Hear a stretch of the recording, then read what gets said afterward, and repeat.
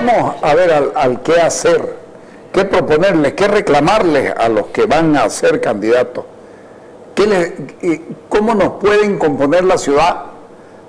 No en el sentido de que de ahora para mañana, sino que se dé una especie de freno.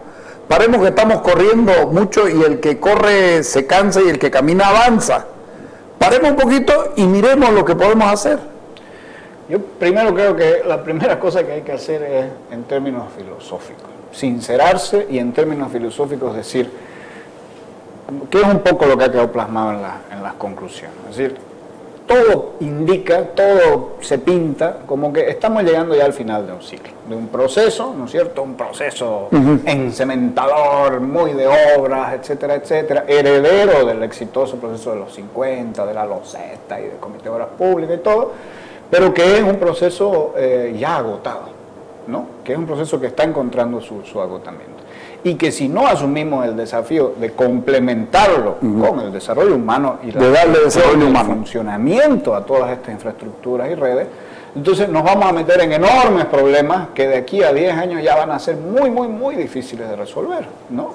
Ciudades como Bogotá han tenido que realmente tener 10 años para resolver el tuerto de 10, 15 años atrás, ¿no es cierto?, en lugar de ir hacia adelante. Si uno tiene que llegar a ese momento de colapso, de suma de colapsos, para recién decir, pero ¿qué hacemos?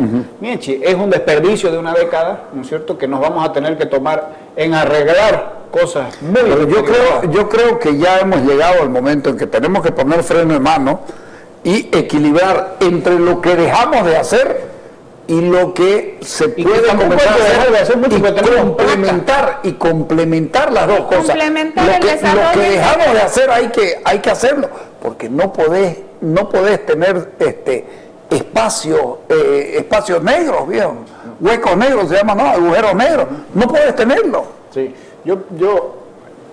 tenemos la gran ventaja, y no sé si ahora con el precio del petróleo que cae, no sé qué, nos irá a entrar menos plata, pero aún así tenemos un platal que nunca hemos tenido. Es histórico. Este municipio maneja $1.700.000 por día que se pueden invertir o gastar. Se puede hacer un poco este enrumbamiento, ¿no es cierto?, sin necesidad de renunciar a seguir construyendo.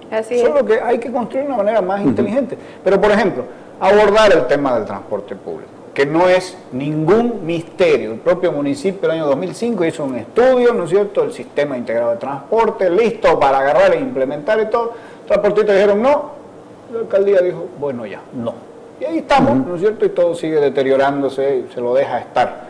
Entonces, determinaciones políticas que requieren alianzas con la sociedad civil, ¿no es cierto?, invertir o como dicen los políticos, apostar su capital político. Es decir, yo lo apuesto, como hizo Revilla en La Paz, pudieron haberlo tumbado. Como hizo Juan, lo pudieron haber tumbado los gremiales cuando quiso sacarlo de la plaza, no sé qué, lo pudieron haber tumbado. Y como lo está haciendo el del Alto, ¿no es verdad? Que pudo haber tenido conflicto, lo está sabiendo torear muy bien. Como hizo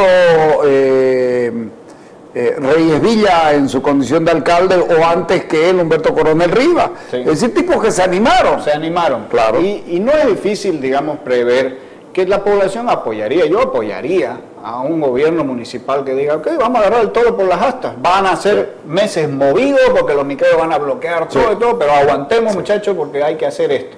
No le da la gana de invertir ese capital. Replicar experiencias exitosas. Uno vive leyendo, ustedes viven leyendo lo que está pasando en otro lado. A vos te fascina todo esto. Y sin ir muy lejos, ¿no es verdad? No necesitamos ni siquiera salir del país, porque el tema del transporte, ya La Paz ha dado sus primeros inicios, ¿no es cierto? Complementándose con los teleféricos, ya podemos decir que hay una comunicación metropolitana, porque estamos articulando dos municipios, ¿no es cierto? Está constatado de que hay una optimización del tiempo, ¿no es cierto? El Alto se está ya aventurando a poner con recursos municipales flotas, digamos, o sea, unidades de transporte, no solamente de mayor cantidad de pasajeros, sino acondicionadas para acceso a todo. 89 pasajeros, te comés 3 micro, ¿sabes el espacio el espacio, el calor que estás ahorrándote. La polución, hermano, porque son vehículos nuevos. Pero ahí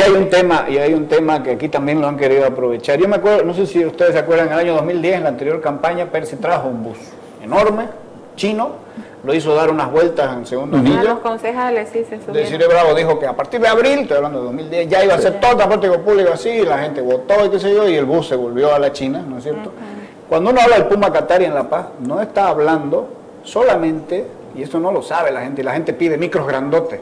Si le das micros grandotes en este sistema, le das micros grandotes a estos micreros, vamos a empeorar el problema. No es micros grandotes. En realidad en La Paz lo que hay es el sistema integrado de transporte, La Paz Bus, que tiene como uno de sus componentes la red de Puma Qatari. Por supuesto. Pero es un sistema, claro, y se han hecho los foros y han trabajado con sociedad civil, con los transportistas, etcétera, y ahí vienen las soluciones técnica a una propuesta estructural, ¿no? Aquí, muy probablemente en la campaña, más de uno va a decir, miren estos micrangos, esto vamos a poner aquí, pero no se va a tocar el tema de quién es dueño de las calles, claro, ¿no es cierto? El tema de las líneas, quién lo va a concesionar o no. En el caso nuestro, nadie quiere pisar ese calle. Es que cuando vos asumís que sos el propietario de la ciudad, vos sabés que los servicios los tenés que concesionar, que alguien te tiene que pagar o con su trabajo o con plata, pero el derecho de sacarse plata a la ciudad. Hay otra cosa, por eso, ¿no? Eso es con su trabajo. En la oferta electoral no vamos a ser tan ingenuos de creer, porque el tema de movilidad y tráfico, transporte nuestro es metropolitano. O sea, ya no podemos ser tan ilusos de creerle al candidato de un municipio, o sea, porque lo que podrá ofertar es articular en el territorio metropolitano y poner todo su empeño para que se sienten los 6 municipios y se haga un plan de tráfico, transporte metropolitano. Y te la hago peor. En un foro del Colegio de Arquitectos hace un par de meses, un ingeniero que había trabajado, es un problema ya continental, porque resulta que Santa Cruz de la Sierra es bisagra, ¿no es cierto? Está ahí en el medio, estamos estratégicamente localizados, y hay estos corredores bioceánicos, y hay una red, ¿no es cierto?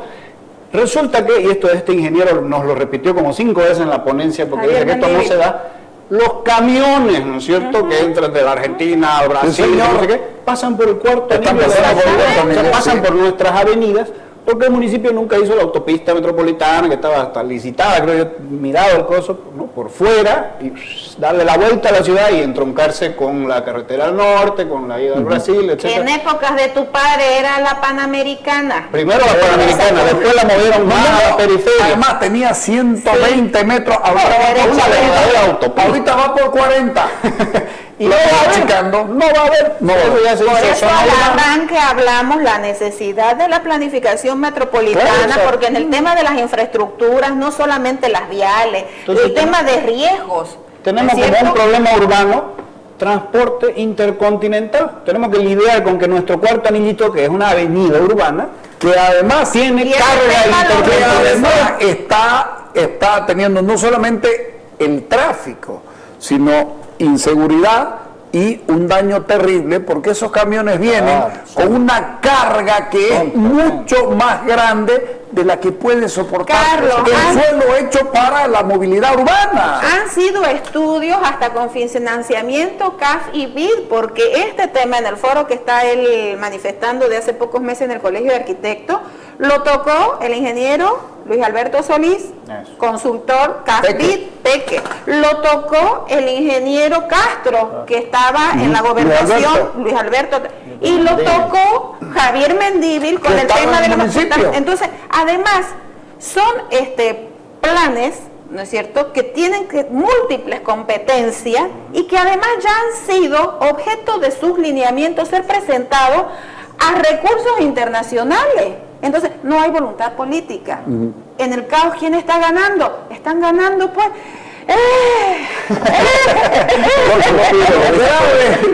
que te ha dolido. ¿Sabes qué es lo grave? Que viven escuchándolo todo, lo que está escrito aquí. Y mañana van a venir y lo van a proponer esto. cuando sabemos que no lo van a hacer. Claro, ese es el problema, ¿no? La demagogia. Ese es el problema, la demagogia que juega muchísimo. Entonces, por ejemplo, lo que vamos a tener que hacer, hace unos 3 meses aprobaron una ordenanza, bueno, ya ley municipal que prohíbe la circulación de los camiones dentro del Quinto Anillo.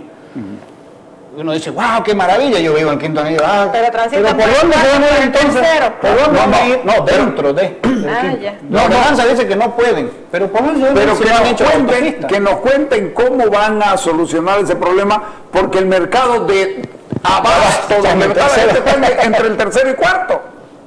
¿Cómo vas a hacer? Entonces sacan esas ordenanzas que son demagógicas, son incumplibles, si no has planificado y cumplido con tu planificación. No, yo voy a volver a insistir, ¿no es cierto?, la ausencia de políticas urbanas. Claro. O sea, porque es el tapete donde nosotros decimos además cómo queremos no solamente reestructurarnos, complementarnos, ¿no es cierto?, sino cómo nosotros queremos construirnos a futuro, porque nuestro pensamiento cuando estamos en la acción pública, y peor si estás en el manejo de un territorio, es a largo plazo. O sea, ¿qué quiero? ¿Qué quiero? Porque ya hay sectores que necesito reestructurarlos para poder recuperar condiciones ambientales. Oye, no nos olvidemos, hay que respirar. Y lo bonito es que cuando se hace en el marco de un proceso permanente de planificación, equivocarse no es tan caro. Porque te puedes equivocar, efectivamente, pero si estás monitoreando, si estás planificando y actualizando, vas a ir corrigiendo. Encauzando,